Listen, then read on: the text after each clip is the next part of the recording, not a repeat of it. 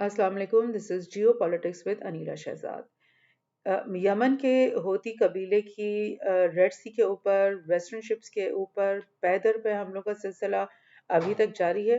और बिलाखिर यूएस ने ऐलान कर दिया है कि वो एक कोalition बनाएगी बहुत सारे मुल्कों की जो यमन के इन जो हमले हैं उसके खिलाफ मुदाफ़अत करेंगे या फिर यमन के साथ कोई ना कोई एक्शन लेंगे। देखते हैं ये सब क्या सिलसिला चल रहा है। पहले भी आपको मैंने डिफरेंट पॉडकास्ट में बताया कि यमन ये जो रेड सी है जो जिसमें से सुएज कनाल का रास्ता खुलता है और उस रास्ते से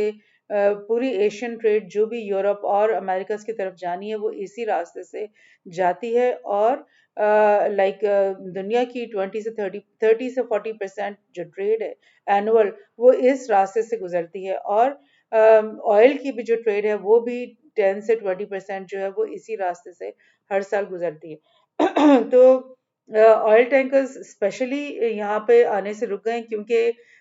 जो कंटेनर शिप्स हैं उनको तो अगर आप कुछ एक ड्रोन का हमला हो जाए तो उसमें उनके एक या दो कंटेनर्स के ऊपर लग जाएगी आग। लेकिन जो ऑयल टैंकर्स हैं उनके अगर टैंक के अंदर ब्रीच हो गया ड्रोन या मिसाइल तो फिर पूरी जो टैंकर है उसको बहुत शदीद आग लगने का और ऑयल स्पिल का बहुत ज़्यादा इम्कान उसमें हो जाता है। ऑयल टैंकर्स ने भी अपनी आमदोरफ्त यहाँ से रोक ली है और इसकी वजह से जो ऑयल प्राइसेस हैं जो कि पहले ही बहुत ऊपर को जा रही थी उनका मजीद बढ़ने का जो इम्कान fears of higher oil prices after Red C attacks. एक और जगह से देखते हैं oil rises 1% as Red Sea shipping concerns unnerve traders, यानी कि 1% से ऊपर यानी उसकी कीमत जो है वो जा चुकी है ऑलरेडी। और यूएस क्रूड फ्यूल स्टॉक्स रोज लास्ट वीक, इनके जो कीमतें हैं वो पिछले हफ्ते ही यूएस के अंदर ऑयल की बढ़ गई और यहाँ बाकी जो दुनिया है उसमें भी अब ये oil prices rose more than $1 a barrel on Tuesday, यानी कल के दिन ये मजीद ये इजाफा हुआ है। शिपिंग फर्म्स अवॉइड रेड सी एज होती अटैक्स इंक्रीज, यानी कि शिपिंग फर्म्स जिनमें ट्रेडिंग शिप्स भी हैं कंटेनर शिप्स भी हैं और ऑयल शिप्स भी हैं ये सब इन्होंने अपनी तरसीलें अपनी आमदोरफ्त जो है वो इस वक्त रोक दी है। इनमें कौन कौन से बड़े नाम हैं देख लेते हैं। MACGM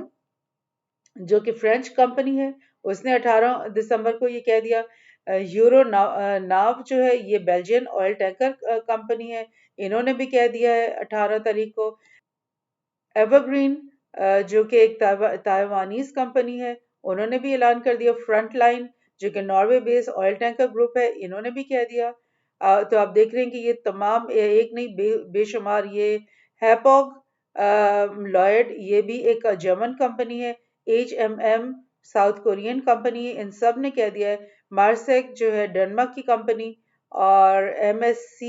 मेडिटेरेनियन शिपिंग कंपनी ये भी इन्होंने भी कह दिया है कि हम अभी अपना काम रोक रहे हैं। ओशन नेटवर्क एक्सप्रेस एक और है और आप देख रहे हैं और भी बहुत सारे नाम हैं जो कि ये यहाँ पे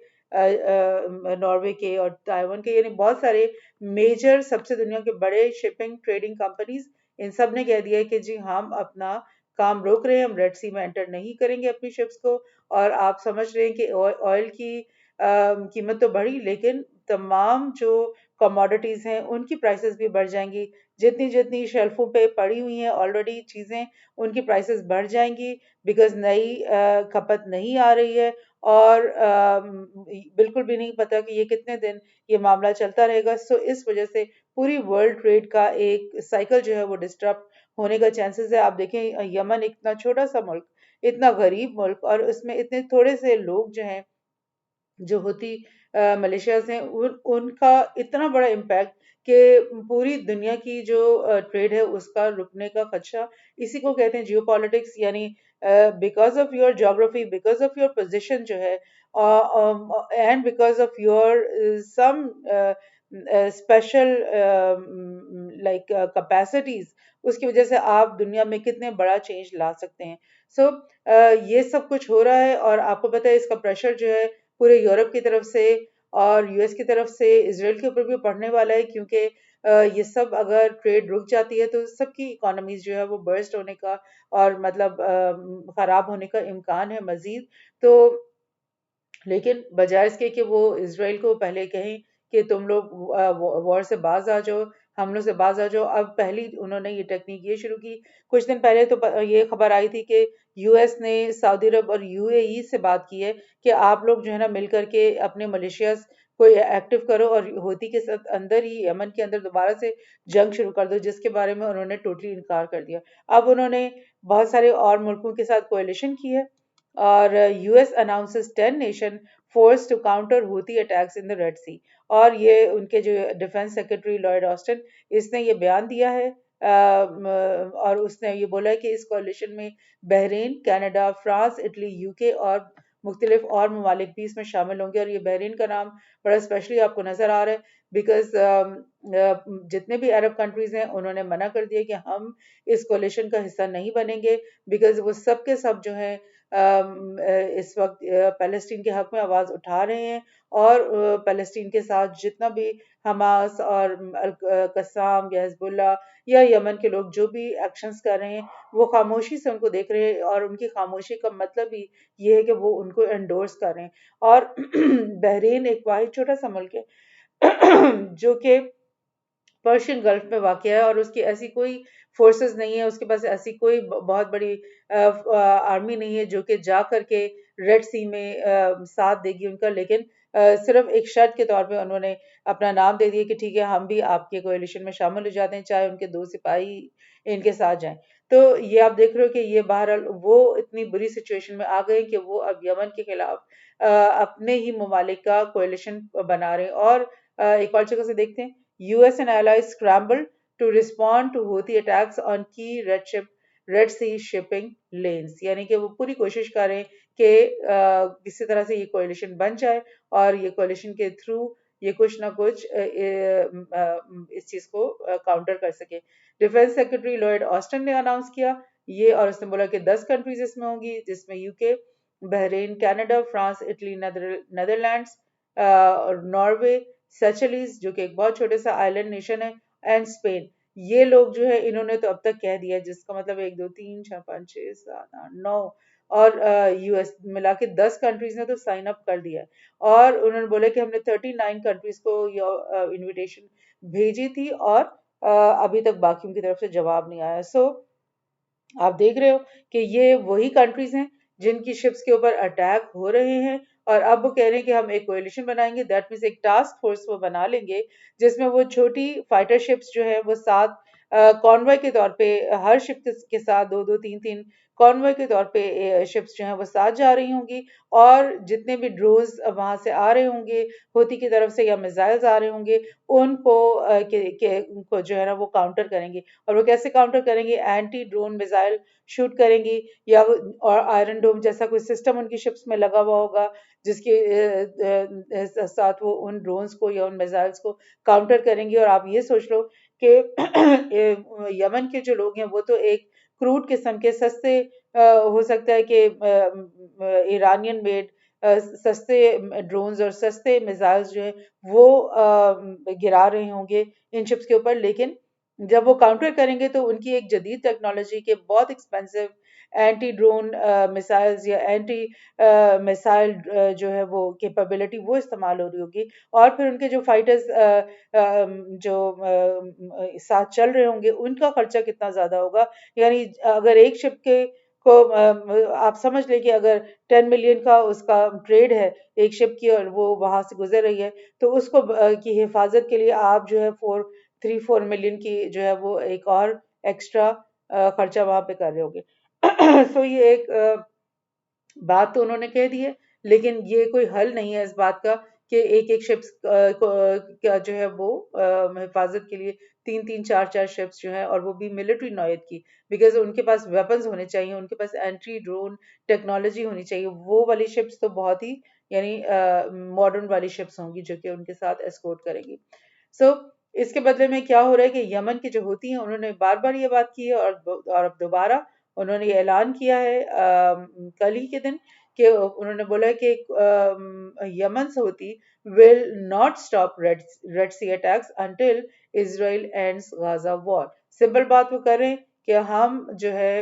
ये बॉम्बिंग और इनके ऊपर जो ड्रोन अटैक्स खत्म नहीं करेंगे। इवन कुछ शिप्स को तो उन्होंने यरकमाल भी बना लिया है, और कुछ शिप्स इतनी कंडम हो गई कि उनको वहीं पे खड़े होना पड़ गया है। सो